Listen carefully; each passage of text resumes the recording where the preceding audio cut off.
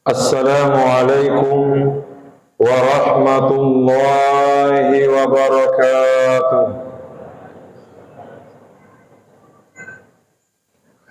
Bismillahirrahmanirrahim. Alhamdulillahi rabbil alamin. Wassalatu wassalamu ala ashrafil anbiya'i wal mursalin, Sayyidina wa maulana Muhammad wa ala alihi wa ashabihi ajma'in, amma ba'du. Hadirin hadirat ma'asyiral muslimin rahimakumullah. Mengawali pengajian kita atau ceramah kita pada kesempatan kali ini, untuk lebih berkahnya, marilah kita awali dengan bersama-sama membacakan suratul Fatihah kepada Nabiullah Muhammad sallallahu alaihi wasallam, kepada kedua orang tua kita masing-masing, kepada seluruh guru-guru yang pernah mengajar dan mendidik kita, kepada seluruh ulama dimanapun mereka berada. Al-Fatihah. A'udzu billahi minasy syaithanir rajim. Bismillahirrahmanirrahim. Alhamdulillahi rabbil alamin. Ar-Rahmanir Rahim, Maliki yaumiddin. Iyyaka na'budu wa iyyaka nasta'in. Ihdinas siratal mustaqim. Siratal ladzina an'amta 'alaihim ghairil maghdubi 'alaihim waladdallin. Amin. Hadirin ma'asyiral muslimin rahimakumullah. Setiap orang tentu ingin menjadi manusia yang terbaik. Saya ulangi, setiap orang tentu ingin menjadi manusia yang terbaik. Namun di sini muncul sebuah tanda tanya. Apa kriterianya orang terbaik di sisi Allah? Ternyata setelah kita membaca sekian banyak hadis Rasulullah sallallahu alaihi wasallam, maka di sana kita menemukan setidaknya ada 3 hadis Nabi yang menyampaikan kepada kita semua mengenai kriteria manusia yang terbaik. Ketiga hadis itu, yang pertama, Nabi mengatakan khairun nas man tala umruhu wa hasuna amalu. Manusia yang terbaik atau sebaik-baik manusia adalah orang yang panjang usianya dan baik pula amalnya. Khairun nas man tala umruhu wa hasuna amalu. Manusia yang terbaik adalah orang yang panjang usianya dan bagus pula amalnya. Hadis yang kedua, Nabi mengatakan khairun nas anfa'uhum linnas. Sebaik-baik manusia adalah orang yang paling bermanfaat kepada orang lain. Dan hadis yang ketiga, khairun nas ahsanuhum khuluqa. Manusia yang terbaik adalah orang yang paling baik akhlaknya. Inilah 3 hadis Nabi yang memberi isyarat kepada kita semua mengenai kriteria manusia yang terbaik. Yang pertama, manusia yang terbaik adalah orang yang panjang usianya namun baik pula amalnya. Maka dengan demikian, bila kita ingin menjadi manusia yang terbaik, bukan hanya doa memperpanjang usia yang perlu kita panjatkan, tapi yang tak kalah penting adalah kita berusaha agar setiap amal yang kita lakukan benar-benar dikerjakan sesuai dengan aturan dan ketentuannya. Saya ulangi, agar kita menjadi manusia yang terbaik, maka kita perlu berusaha untuk menjadikan setiap amal yang kita lakukan sesuai dengan ketentuan dan aturan yang ada. Sebagai contoh, ketika berbicara tentang puasa, secara hukum, secara fikhi, puasa adalah menahan diri dari makan, minum, dan hubungan badan suami istri. Secara fikhi memang demikian. Tapi ternyata ada hadis Nabi mengatakan, idza sumta, kata Nabi, idza sumta, bila engkau berpuasa, falyasum basaruka wa sam'uka wa lisanuka wa yaduka. Kata Nabi, bila engkau berpuasa, upayakan berpuasa juga matamu, berpuasa juga pendengaranmu, berpuasa juga lidahmu, dan berpuasa juga kedua tanganmu. Kata Nabi, bila engkau berpuasa, upayakan matamu juga berpuasa, pendengaranmu juga berpuasa, lisanmu juga berpuasa, dan tanganmu juga berpuasa. Apa artinya? Orang Bugis mengatakan, narek koma puasa ki, ajak tapoji mak kita salah, ajak tapoji mareng kalinga salah, ajak tapoji mak bicara salah, nenia ajak to tapoji mak karawa salah. Bila kita berpuasa, jangan suka lihat sembarangan, jangan suka dengar sembarangan, jangan suka berbicara sembarangan, dan jangan suka sentuh sembarangan. Artinya apa? Ketika kita berpuasa, bukan hanya sekedar menahan diri dari makan, minum, dan hubungan badan, tapi lebih daripada itu semua, kita harus menjaga sikap dan pribadi kita agar pelaksanaan ibadah puasa benar-benar dilaksanakan dengan sesuai ketentuan yang ada.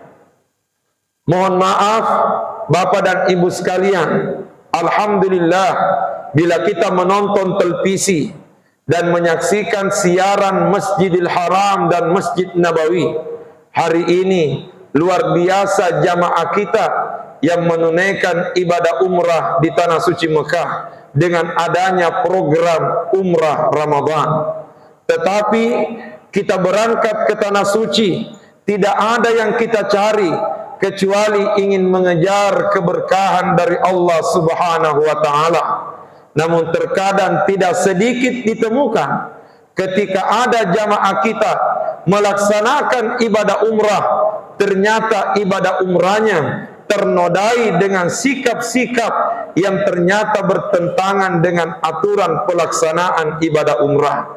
Pernah kami sampaikan di tempat ini bahwa tidak sedikit jamaah kita ketika melaksanakan tawaf 7 kali di sekeliling Baitullah, mereka bertawaf di sekeliling Ka'bah. Ternyata di antara jamaah kita tidak terlalu fokus memperhatikan Ka'bah, tetapi ternyata dia fokus dengan HP-nya karena sementara bertawaf ternyata sibuk juga dengan video call. Padahal tidak ada hubungannya video call dengan pelaksanaan ibadah umrah. Bukan berarti tidak boleh mengambil gambar. Boleh-boleh saja kita mengambil gambar di Tanah Suci Mekah. Tapi sebaiknya selesai pelaksanaan tawaf, selesai pelaksanaan sa'i, baru kita mengambil gambar agar apa yang kita lakukan tidak ternodai dengan hal-hal yang tidak berhubungan dengan pelaksanaan ibadah itu. Hadirin yang dimuliakan Allah, maka inilah kriteria amal terbaik. Manusia terbaik, kriteria pertama adalah berusaha memperbaiki amalnya. Yang kedua, kriteria manusia yang terbaik, kata Nabi, khairun nas anfa'uhum linnas. Sebaik-baik manusia adalah manusia yang paling bermanfaat kepada orang lain. Inilah yang kita sampaikan kemarin malam, bahwa dalam beribadah dibutuhkan kecerdasan, bukan sekedar mengejar banyaknya ibadah, tapi yang perlu kita kejar manfaatnya ibadah. Semakin bermanfaat, semakin mulia ibadah kita di sisi Allah. Saya kasih contoh. Nabi sallallahu alaihi wasallam bersabda, al-hajjul mabrur laisa lahu jazaa'un illal jannah. Haji mabrur tidak ada balasannya selain surga. Kata Nabi, haji mabrur tidak ada balasannya selain surga. Dengan kata lain, bila kita menunaikan ibadah haji dan haji kita diterima oleh Allah, insya Allah jaminan masuk surga. Tapi sayangnya Nabi tidak mengatakan dijamin tidak singgah neraka.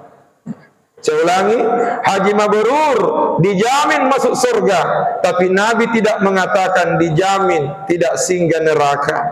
Apa artinya? Selama hajinya mabrur, insya Allah dijamin masuk surga. Tapi ternyata begitu kembali dari menunaikan ibadah haji, ternyata napojimu pasalah kedo dan niat kedo salah, maka insya Allah transit dulu dalam neraka.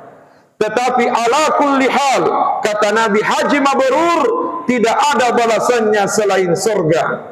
Tapi ternyata ketika Nabi bersabda mengenai menyantuni anak yatim, kata Nabi, ana wa kafilul yatim kahataini fil jannah. Kata Nabi, saya dan orang yang suka menyantuni anak yatim akan seperti ini di dalam surga. Nabi mengangkat jari telunjuknya bersama dengan jari tengahnya sambil mengatakan, saya dan orang yang suka menyantuni anak yatim kahataini fil jannah akan seperti ini di dalam surga. Apa artinya? Haji mabrur dijamin masuk surga, tapi tidak ada jaminan berdampingan dengan Rasulullah. Sementara menyantuni anak yatim bukan sekedar dijamin masuk surga, tapi dia dijamin berdekatan dengan Rasulullah sallallahu alaihi wasallam. Pertanyaan, mengapa beda? Jawabannya, semulia-mulianya haji mabrur itu adalah ibadah pribadi. Saya ulangi, semulia-mulianya haji mabrur itu adalah ibadah pribadi. Tetapi menyantuni anak yatim sekalipun sedikit, pastinya itu bermanfaat kepada orang lain. Semakin kita bermanfaat, semakin kita mulia di sisi Allah Subhanahu wa ta'ala. Inilah bulan suci Ramadan hadir membersamai kita semua agar kita memaksimalkan ibadah kepada Allah. Bukan hanya ibadah yang bersifat individual, bukan hanya ibadah yang sifatnya pribadi, tapi yang tak kalah penting, yang perlu kita perbanyak adalah ibadah yang bersifat sosial, yang bisa memberi kebermanfaatan kepada orang lain. Semakin kita bermanfaat, semakin kita mulia di sisi Allah. Karenanya hadirin yang dimuliakan Allah, ada sebuah hadis qudsi. Ada sebuah hadis qudsi di mana Allah Subhanahu wa taala berfirman, "Uhibbu salasa wa hubbi li salasatin ashaddu." Kata Allah, aku cinta 3 orang, tapi aku lebih mencintai 3 orang yang lain. Kata Nabi, aku cinta 3 orang, tapi aku lebih mencintai 3 orang yang lain. Pertanyaan, yang mana ketiga orang itu? Kata Allah, uhibbul ghaniyal karim wa hubbi lil fakiril karimi ashaddu. Aku cinta orang kaya yang dermawan, tapi aku jauh lebih mencintai orang miskin yang dermawan. Kalau ada orang kaya rajin memberi, itu wajar. Tapi kalau ada orang miskin rajin memberi, itu luar biasa. Yang kedua, uhibbul faqiral mutawadi' wa hubbi lil ghaniyil mutawadi'i ashaddu. Aku cinta orang miskin yang rendah hati, tapi aku lebih mencintai orang kaya yang rendah hati. Kalau ada orang miskin rendah hati, wajar, tidak ada yang bisa disombongkan. Tapi kalau ada orang kaya rendah hati, luar biasa. Yang ketiga, uhibbus syaikhat ta'i' wa hubbi lisyabbi ta'i ashaddu. Aku cinta orang tua yang taat, tapi aku lebih mencintai anak muda yang taat. Kalau ada orang tua rajin salat, wajar, sudah dekat. Kalau ada orang tua rajin salat, wajar, sudah dekat. Tapi kalau ada anak muda rajin salat, luar biasa. Sebaliknya kata Allah, akrahu thalatha wa kurhi li thalathatin ashaddu. Aku benci 3 orang, tapi aku lebih membenci 3 orang yang lain. Yang mana itu? Akrahul fakir al bakhil wa kurhi lil ghaniyil bakhili ashaddu. Aku benci orang miskin yang kikir, tapi aku jauh lebih membenci orang kaya yang kikir. Kalau ada orang miskin kikir, wajar, sedikit uangnya. Tapi kalau ada orang kaya kikir, anak mahasiswa di Makassar mengatakan mereka layak dimasukkan dalam persatuan kikiri gelam paku jembatan. Yang kedua, akrahul ghaniyal bakhil, akrahul ghaniyal mutakabbir wa kurhilil fakiril mutakabbiri asyaddu. Aku benci orang kaya yang sombong, tapi aku jauh lebih membenci orang miskin yang sombong. Sudah miskin, sombong lagi. Yang ketiga, akrahu syabal asi wa kurhi lisyekhil asi asyaddu. Aku benci anak muda yang durhaka, tapi aku jauh lebih membenci orang tua yang durhaka. Tua-tua keladi, makin tua makin menjadi-jadi. Orang Bugis mengatakan pedek matoa, pedek cakindi-kindi. Anak muda mengatakan STNK, sudah tua, nakal kembali. Karenanya hadirin yang dimuliakan Allah, inilah Ramadan hadir memotivasi kita semua untuk memperbanyak kebaikan, bukan hanya yang bersifat pribadi, tapi lebih daripada itu adalah ibadah sosial yang bisa memberi manfaat kepada orang lain. Sebuah kalimat penutup yang disampaikan oleh ulama bahwa ketika ada orang bersedekah, ketika ada orang menyumbang, ketika ada orang berwakaf, ketika ada orang berinfak dan dia merasa memberi, sebenarnya sedekahnya belum sempurna. Sebab kita bersedekah, kita berinfak, kita berwakaf, kita menyumbang, sebenarnya bukan memberi, tapi kita menitipkan harta kita di sisi Allah. Karenanya sekali lagi kata ulama, bila ada orang bersedekah, menyumbang, berinfak, berwakaf dan perasaannya masih memberi, sebenarnya sedekahnya itu belum sempurna. Yang perlu kita yakini, ketika bersedekah, ketika menyumbang, ketika berwakaf, ketika berinfak, jangan menganggap diri kita memberi, tapi anggaplah kita titip harta kita di sisi Allah. Karena pastinya harta tidak akan pernah berkurang hanya gara-gara kita bersedekah. Karenanya sebagai penutup hadirin yang dimuliakan Allah, muncul tanda tanya. Ini bulan suci Ramadan, bulannya untuk bersedekah. Bolehkah kita bersedekah dengan mengatasnamakan orang tua yang telah berpulang ke rahmatullah? Jawabannya bukan sekedar boleh, tapi jawabannya sangat mulia. Saya ulangi, bolehkah kita bersedekah mengatasnamakan orang tua yang telah meninggal dunia? Jawabannya bukan sekedar boleh, tapi jawabannya itu sangat mulia. Nabi mengatakan, "Idza arada ahadukum ayyatasaddaqa sadaqata tawu'in." Bila di antara kalian ada yang ingin bersedekah dengan sedekah sunnah, ayyaj'alaha an walidai, dia niatkan sedekahnya untuk kedua orang tuanya. kata Nabi, falahuma ajruha, dia akan mendapatkan pahala, kedua orang tuanya akan mendapatkan pahala, walahu mislu ujurihima, dan dia juga akan mendapatkan pahala seperti pahala kedua orang tuanya, min ghairi ayyan taqisa minha syai'an, tanpa ada yang dikurangi pahalanya sedikit pun. Artinya tidak salah bersedekah dengan mengatasnamakan diri sendiri, tapi mulia bersedekah bila kita mengingat orang tua.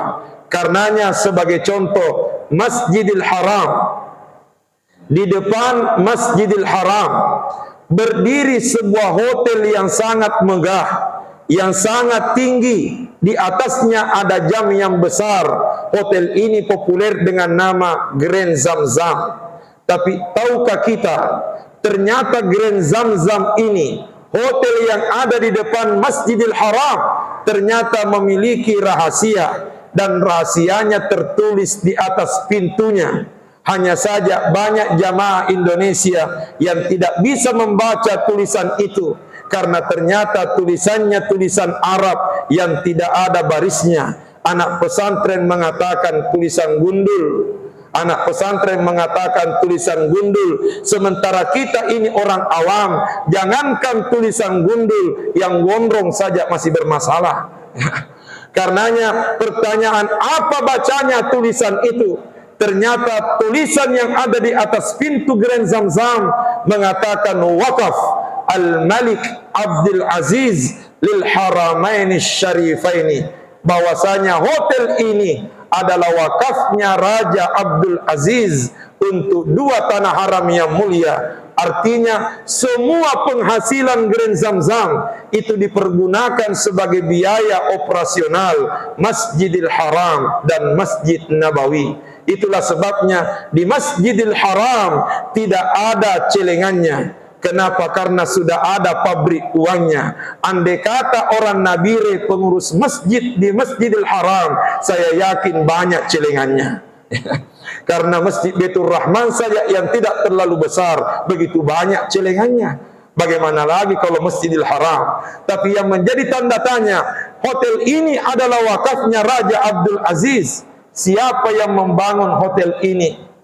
Ternyata Grand Zamzam dibangun jauh setelah meninggalnya Raja Abdul Aziz. Yang membangun Grand Zamzam adalah Raja Abdullah, rajanya Arab Saudi sebelum Raja Salman yang sekarang. Raja Abdullah yang membangun Grand Zamzam, tapi dia niatkan sebagai wakaf, bukan atas nama dirinya, tapi atas nama orang tuanya, yaitu Raja Abdul Aziz. Maka ini bukti bahwa bila kita bersedekah, bila kita berwakaf, tidak salah bila kita niatkan untuk kedua orang tua. Paling tidak itulah tanda kita berbakti kepada orang tua setelah dia kembali menghadap Allah Subhanahu wa ta'ala. Saya kira demikian poin yang ketiga, bahwa manusia yang terbaik adalah yang terbaik akhlaknya. Insya Allah kita akan sampaikan besok malam. Saya kira demikian, kurang lebihnya mohon dimaafkan. Wabillahi taufiq wa da'wat wal irsyad. Assalamualaikum warahmatullahi wabarakatuh.